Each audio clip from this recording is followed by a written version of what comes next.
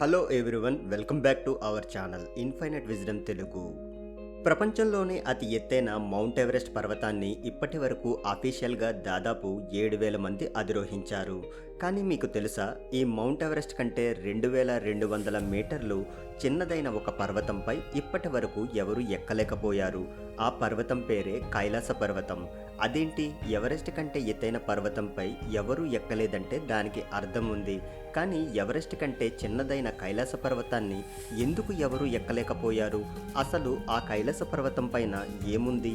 ఆ పర్వతం దగ్గరగా పోతే గంటల శబ్దం వినిపిస్తుంది అని చెప్తారు. అది ఎంతవరకు నిజం? ఆ పర్వతం పైన ప్రజలకు విచిత్రమైన మెరుపులు ఎందుకు కనిపిస్తున్నాయి? ఈ కైలాస పర్వతంపై నాసా చూసిన ఆ రూపం ఎవరిది? అందరూ చెబుతున్నట్లు పరమేశ్వరుడు నిజంగానే అక్కడ ఉన్నారా? మన సైంటిస్టులు ఇప్పటి వరకు కైలాస పర్వతానికి సంబంధించిన రహస్యాలు ఎందుకు ఛేదించలేకపోతున్నారు? ఇంట్రెస్టింగ్ విషయం ఏంటంటే, ఈ కైలాస పర్వతాన్ని ఇప్పటి వరకు కేవలం ఒక్క వ్యక్తి మాత్రమే ఎక్కివచ్చాడు. కానీ ఆ వ్యక్తి తర్వాత మాట్లాడడమే ఆపేశాడు. అసలు అతనికి ఏం జరిగి ఉండొచ్చు? ఇలాంటి అనేక విషయాల్ని మనం ఈ వీడియోలో ఇన్ డీటెయిల్గా తెలుసుకునే ప్రయత్నం చేద్దాం. కానీ వీడియోని ఏమాత్రం స్కిప్ చేయకుండా పూర్తిగా చూసి అన్ని విషయాలు తెలుసుకోండి. Let's start our today's episode now. ఈ కైలాస పర్వతం ఎత్తు దాదాపు 6,638 మీటర్లు.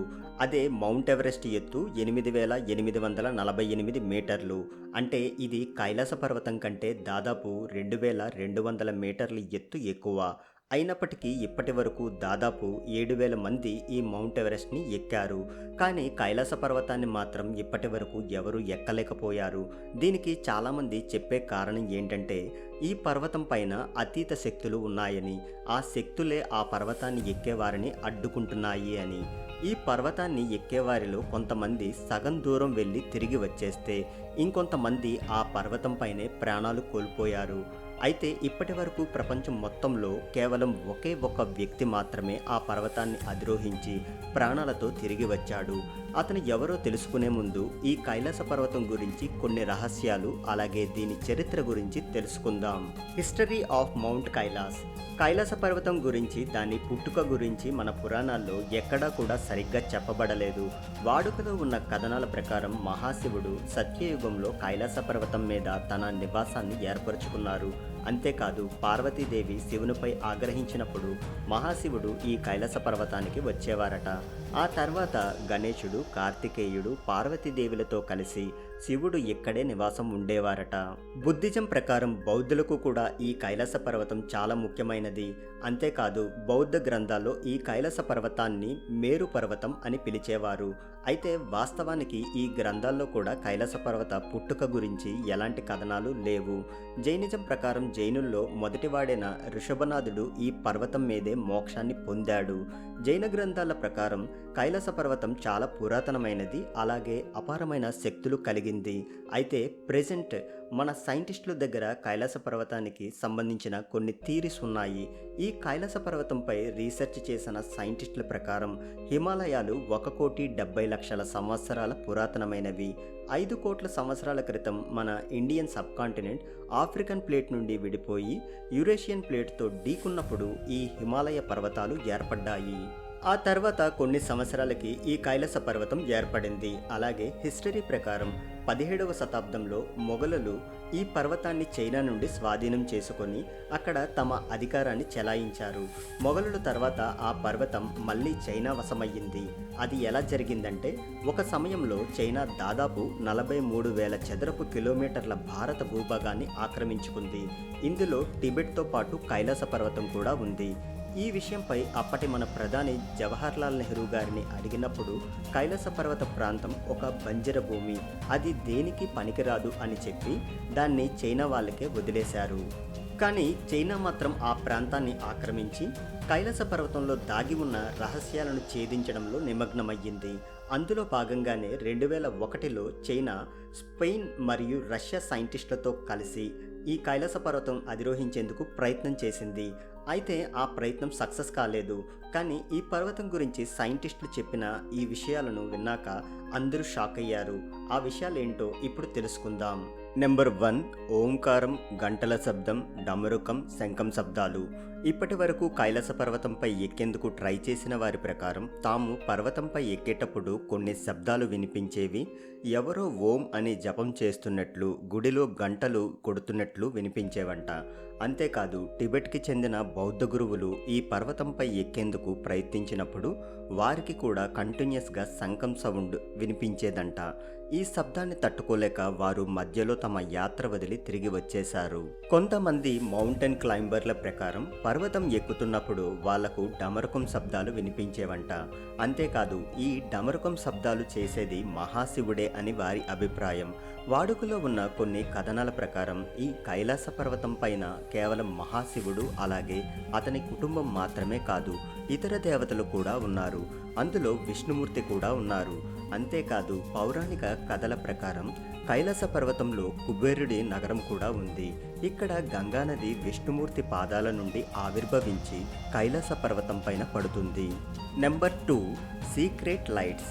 ఈ పర్వతం పైన చాలామందికి కొన్ని విచిత్రమైన లైట్స్ కనిపించేవి.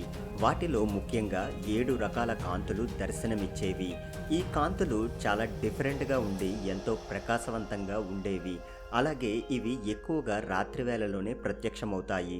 అయితే ఈ లైట్స్ వెనుక రహస్యం ఏంటి అనేది ఇప్పటి వరకు ఎవరికీ తెలియదు. కానీ నాసా ప్రకారం ఇవి మ్యాగ్నెటిక్ ఫ్రాన్స్ వల్ల ఏర్పడి ఉండొచ్చు అని చెప్పడం జరిగింది.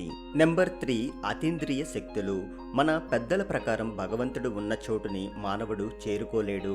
కైలాస పర్వతం ఎక్కాలి అనుకునే వారితో జరుగుతున్న విచిత్రమైన విషయాలు చూస్తుంటే అది నిజమే అని అనిపిస్తుంది. ఎందుకంటే ఇప్పటి వరకు వేలాది మంది ఈ పర్వతాన్ని ఎక్కాలి అని అనుకున్నారు, కానీ ఎవ్వరూ కూడా సక్సెస్ అవ్వలేదు. కానీ ఈ పర్వతం ఎక్కే ప్రాసెస్లో వారికి అనేక వింత అనుభవాలు ఎదురయ్యాయి. అందులో కొన్ని అదృశ్య శక్తులు కూడా ఉన్నాయి. ఈ పర్వతం ఎక్కుతున్నప్పుడు కొన్ని కిలోమీటర్ల దూరంలో ఏవో విచిత్రమైన శక్తులు కనిపించేవంట. అవి చూసి ఇంకాస్త పైకి ఎక్కుదామని ట్రై చేసినప్పుడు తమ కాళ్ళు మంచులో ఇరుక్కుపోయినట్లు, ఎవరో తమ కాళ్ళను పట్టుకొని వెనక్కి లాగుతున్నట్లు అనిపించిందంట. అందుకే ఈ పర్వతంపై అతీంద్రియ శక్తులు ఉన్నాయని, అవి ఈ పర్వతం ఎక్కనీయకుండా అడ్డుకుంటున్నాయని వారి అభిప్రాయం. Number 4, force of ageing. ఇప్పుడు నేను చెప్పబోయేది విన్నాక మీరంతా ఆశ్చర్యపోతారు. విషయం ఏంటంటే కైలాస పర్వతం పైన సమయం వేగంగా గడుస్తుంది. చాలామంది మౌంటైన్ హైకర్స్ ప్రకారం తాము ఈ పర్వతంపై ఎక్కుతున్నప్పుడు తమ జుత్తు మరియు గోళ్ళు వేగంగా పెరిగేవంట. ఈ లారెన్ డిసోజా కూడా అందరిలాగే పర్వతం ఎక్కడానికి ట్రై చేసి సగం దూరం వెళ్ళి తిరిగి వచ్చేశాడు. ఇతను పర్వతం ఎక్కుతున్నప్పుడు స్టార్ట్ చేసినప్పుడు ఇతని వెంట్రుకలు నల్లగా ఉండేవంట. కానీ సగం దూరం ప్రయాణించాక అవి తెల్లగా మారిపోయాయి. అలాగే ఇతని ముఖం చర్మం పైన ముడతలు రావడం స్టార్ట్ అయ్యింది అని చెప్పాడు. ఇది వినడానికి మీకు నమ్మశక్యంగా లేకపోవచ్చు, కానీ ఇది నిజంగా జరిగింది. Number 5, change in direction. Kailasa పర్వతంపై ఎక్కడం, అక్కడ జీవించడం అనేది పూర్తిగా అసాధ్యం. ఎందుకంటే దీన్ని ఎక్కడం స్టార్ట్ చేసిన వారికి విచిత్రమైన అనుభూతులు ఎదురవుతాయి. అందులో ఒకటి చేంజ్ ఇన్ డైరెక్షన్.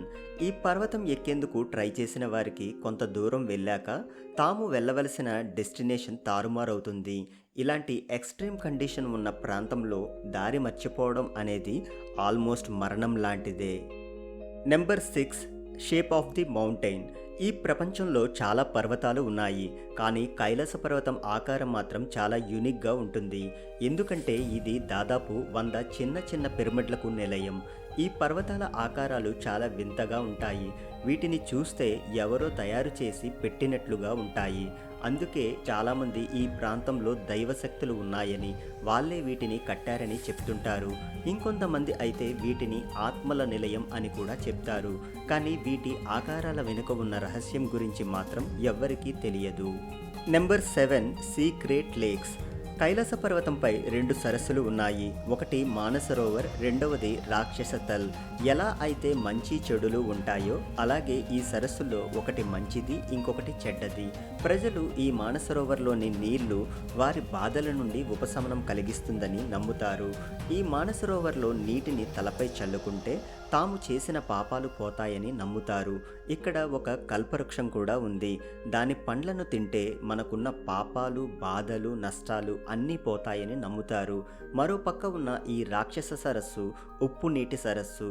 ఈ నీరు మనుషులకు విషంలా ఉంటుందని, ఇది దుష్టశక్తులకు నిలయమని ప్రజలు నమ్ముతారు. Number 8 compass. భూమి మీద కంపాస్ పనిచేయని ప్రదేశం ఏదైనా ఉంది అంటే అది కైలాస పర్వతమే. ఇక్కడ కంపాస్ డైరెక్షన్ సరిగ్గా పనిచేయదు. కొంతమంది ప్రకారం కైలాస పర్వతంపై 12 గంటల సమయం భూమి మీద 2 వారాలతో సమానమని చెప్తుంటారు. మరి ఇది ఎంతవరకు నిజమో మనకు తెలియదు. Number 9 geographical aspects. కైలాస పర్వతం టిబెట్లో ఉంది, కానీ 1951లో చైనా టిబెట్ యొక్క చాలా ప్రాంతాల్ని ఆక్రమించుకుంది. దాంతో ఈ కైలాస పర్వతం నేడు చైనాలో భాగమైపోయింది. ఈ కైలాస పర్వతాన్ని మన భూమి యొక్క కేంద్ర బిందువుగా చెప్తుంటారు. ఎందుకంటే ప్రధానమైన నదులు బ్రహ్మపుత్ర, సింధు, సట్లెజ్లు ఇక్కడే పుట్టాయి. అంతేకాదు కొంతమంది ప్రకారం భూమిని నడిపించే శక్తులు ఈ కైలాస పర్వతం నుంచే ఉద్భవిస్తాయి. Number 10 what NASA said about mount Kailash. నేడు మనందరం ఎంత బిజీ లైఫ్ లీడ్ చేస్తున్నామంటే ప్రపంచం నలుమూలల్లో ఏం జరుగుతుందో కూడా మనకు తెలియదు. మనందరం గూగుల్ మ్యాప్ని యూజ్ చేస్తూ ఉంటాం, కానీ మీరు ఎప్పుడూ కూడా ఈ రహస్యమైన దృశ్యాలు గూగుల్లో చూసి ఉండరు. ఇవి కైలాస పర్వతంపై గూగుల్ ఎర్త్ క్యాప్చర్ చేసిన ఇమేజ్లు. ఇందులో సాక్షాత్తుగా పరమశివుడే ధ్యానముద్రలో కూర్చున్నట్లుగా కనిపిస్తారు. నిజానికి 2015 నుండి 2016 సంవత్సరంలో నాసా మరియు గూగుల్ ఎర్త్ శాటిలైట్ని యూజ్ చేసి కైలాస పర్వతంపై రీసెర్చ్ చేశాయి. అంతకు ముందు కూడా రీసెర్చ్ చేసేందుకు ట్రై చేశాయి, కానీ అది ఫెయిల్ అవ్వడంతో 2015లో మళ్ళీ రెండోసారి ప్రయత్నం చేశాయి. అయితే గూగుల్ కైలాస పర్వతానికి సంబంధించిన ఫొటోస్ రిలీజ్ చేసినప్పుడు వాటిని చూసి అందరూ షాక్ అయ్యారు. విషయం ఏంటంటే ఈ ఫొటోస్లో స్వయంగా పరమశివుడు ధ్యానముద్రలో ఉన్నారు. ఈ ఫొటోస్ రియల్ అని స్వయంగా గూగుల్ మరియు నాసా కూడా ఒప్పుకున్నాయి. ఈ ఫొటోస్ని ఇప్పుడు కూడా మీరు గూగుల్ సెర్చ్లో చూడొచ్చు. 11వ శతాబ్దంలో ఒక బౌద్ధ భిక్షువు మిలారెప కైలాస పర్వతం ఎక్కాలి అని అనుకున్నాడు. అనుకోవడమే కాదు, ఎక్కి తిరిగి వచ్చాడు కూడా. ఈ పవిత్ర పర్వతంపై ఎక్కి ప్రాణాలతో తిరిగి వచ్చిన మొట్టమొదటి వ్యక్తి ఇతనే. అయితే కైలాస పర్వతంపై ఏం చూసావని ప్రజలు అతన్ని అడగడం మొదలుపెట్టారు. అక్కడ పరమశివుడు నిజంగా ఉన్నాడా, అక్కడ అతీంద్రియ శక్తులు ఉన్నాయా అని అతన్ని అడిగారు. అయితే ఇక్కడ విచిత్రం ఏంటంటే మిలారెప్ప తిరిగి మాట్లాడలేకపోయాడు. ఎస్, మీరు విన్నది నిజమే. ఈ పర్వతం దిగి వచ్చినప్పటి నుండి మిలారెప్ప ఎన్నడూ మాట్లాడలేదు, మూగవాడైపోయాడు. ఆశ్చర్యంగా ఉంది కదూ, కానీ ఇది నిజంగా జరిగింది. మళ్ళీ ఇంకో మంచి కాన్సెప్ట్తో మీట్ అవుదాం. మీకు ఈ వీడియో కనుక నచ్చినట్లయితే లైక్ చేయండి, షేర్ చేయండి, అలాగే మా ఛానల్ని సబ్స్క్రైబ్ చేసుకోండి. Thank you.